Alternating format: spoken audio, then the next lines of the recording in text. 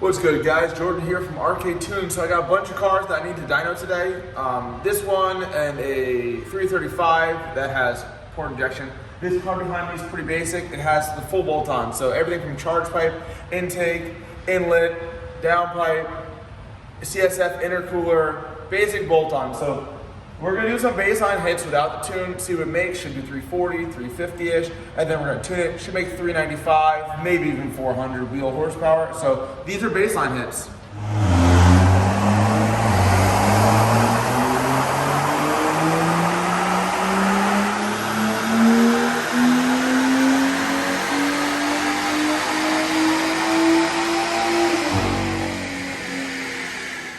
So that's the baseline hits. The car made 341 wheel horsepower, 370 wheel torque at best. Check out the graphs. So, not bad, not amazing, but not bad. So let's put our tune on it and see what we can make.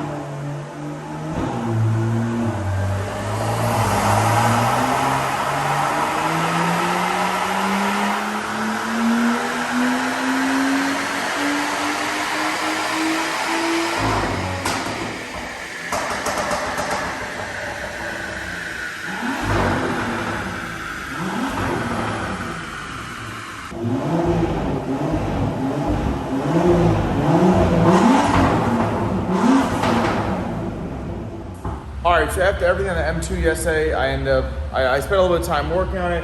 It made the 380, 385 range, and no matter what I did, it would have made more. And then on top of that, the fuel system on those cars are extremely limited. The high pressure fuel pump crashes with any real power thrown at it. So I was pretty much at the limit of the fuel system at that point. And no matter what I did, it wasn't making a lot more. And then going over everything, ended up having a high flow catted downpipe. So that ended up, I guess, choking the car out of that last 10 horsepower or so. So it made 387 at best, but the nicest, cleanest graph where I left it on was 382 wheel. So here's the difference between the stock runs and the tune runs. I mean, you'll see it made 50 wheel horsepower, 50 wheel torque across the board. So pretty smooth gains. I'm quite happy with it. The customer's quite happy with it. I expected more, but it didn't have exactly what I thought it had on it. So up next, Pete's F30, stock turbo F30, pneumatic wastegate on full 85. We did this car a little while ago. We had a bunch of issues with the dyno being down. As you can tell, we've been running a ton of cars lately, catching up. So his is up next. Here's some hits of where it's at.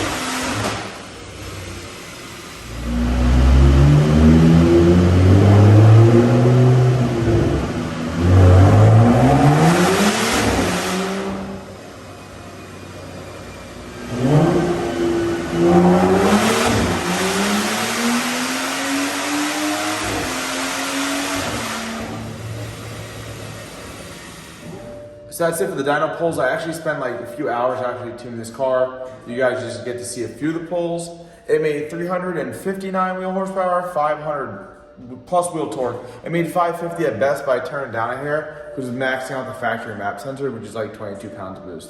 So it's like 20, 21 mid-range. It drops like 19, 18 up top.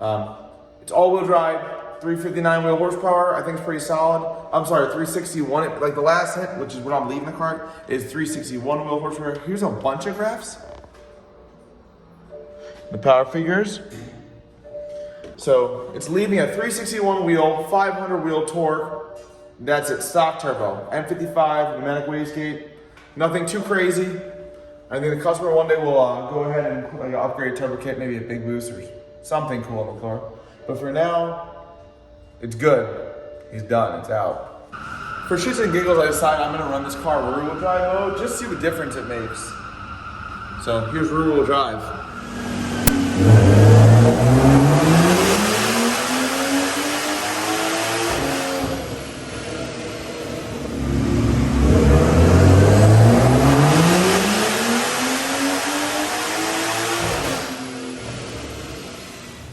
So pretty cool, really didn't make much of a difference. I mean, it made 20 horsepower peak, which sounds like a ton. When you overlay the graphs, it's literally almost nothing. Just up top, the car makes a hair more. The all-wheel drive, because of the load, it's almost like brake boosting the car. It spools a lot faster. Peak, it made a hair less peak torque, but just because it gets to the boost a little bit later. And then up top, it made a little bit of difference. Check this out. So here's a spool difference. I mean, that's the equivalent, like when you brake boost your car, it spools earlier because the load's up more. Gives it more time to create exhaust to spin the turbo. I mean, like peak wise, if you look all throughout here, and then really, really up top, no different. Up here a little bit, you gained a hair, but pretty cool that all-wheel drive versus rear-wheel drive. It's not that off. I mean, I'm not sure why. I expected more of a drivetrain loss.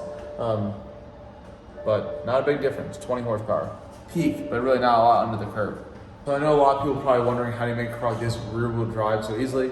Simple fuse. I know a lot of people flash a car with different things to make the all-wheel drive system not work. That at least keeps ABS on things working. It's a smart way to do it. In my case, I don't care about ABS, anything like that. There's a fuse you pull, and it disables the front T-case from activating, I guess you could say.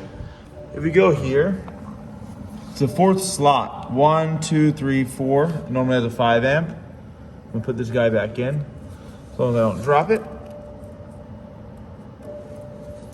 So, fourth slot, not actually the fourth fuse. I don't know if any cars have that one. The first one, none of the ones I've seen have it, but yep. Remove that, you can do burnouts, or I don't know, whatever you want to do. Dyno car rear-wheel drive mode if that's all you have available to you. So. How you make car rear-wheel drive. That also works on V58 cars also. F-Series, V58, I test the same thing, it works. So now this car's actually done. Next up is this E46 Turbo. I have no idea what the setup is.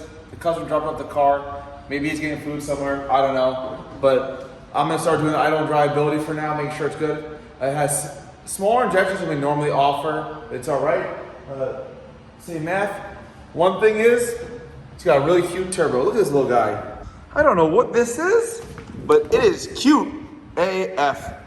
So, internal wastegate, it looks like a 52 millimeter turbo sign. It might make 300 wheel horsepower. My guess is like 280-ish, something like that. Really sad, depressing. But it gets responsive. Also, if you guys like these videos, please like and subscribe. Appreciate it. I'm gonna start rolling this. And then you guys will see when I'm making dyno hits. Nice setup though. It has the aluminum intake valve cover. A lot of people running from the Sulev, I think it's called, cars. So instead of having to run some crazy, like, I don't know. It is a lot of work, but it will never melt or get messed up. So I guess it's good and delete the whole crankcase system versus normally you just delete the crankcase system. Also has an E36 intake manifold, an M50 manifold they call it. So yeah, guys say it runs really good though. I mean, I'm gonna say, it's got the cutest intercooler too. Check this out. That is super tiny. It's like 2 inches thick. 9-bar and plate. Delta Fit, I think it's called. Cute.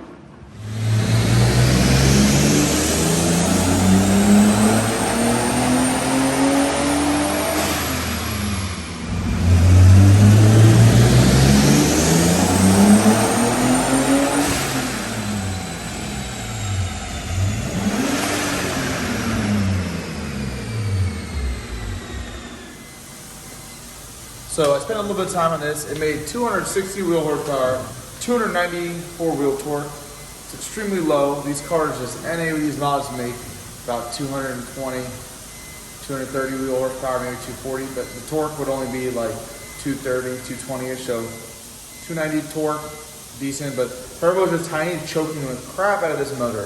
It literally makes like 7-8 pounds boost, and by redline it's down to 5, but even though it's making boost, if it's just choking out on the back end, it's never gonna make it power. I also tried tweaking it, see what I can get out of it. There's not much more. I mean, turn the boost up probably will break 300 wheel torque, but this thing is like done as is. I'm not gonna ruin it. It's really just choked out, not good. He needs like a bigger turbo, so I'm done with this for now.